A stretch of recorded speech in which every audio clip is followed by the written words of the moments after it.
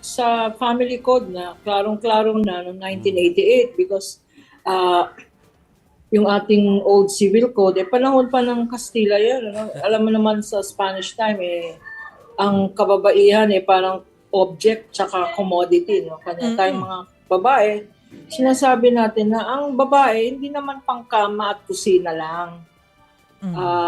So the family code in 1988 changed the whole concept of women as property or chattel na sinasabi nila. So medyo nag-react lang ako sa sinabi ng ating chairperson, si Senator Padilla, yung old concept na tayo mga kababaihan or the wife is there to be of service, no? To serve the husband.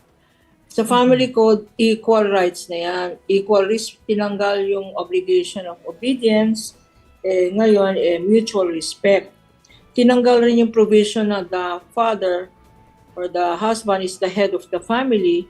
Wala na rin yun. Hindi na yung husband is the head of the family. Ang nakalagay sa bagong batas, 88 circa, is joint parental authority. Pero kasabot, corollary to that, yung obligation to support, dati sa batas nakalagay, the father or the husband is the head of the family and shall support the family. Ngayon, wala na rin yun.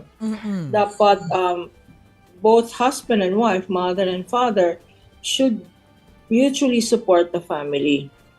So tinatanggal na talaga ang all vestiges of discrimination in a family setting.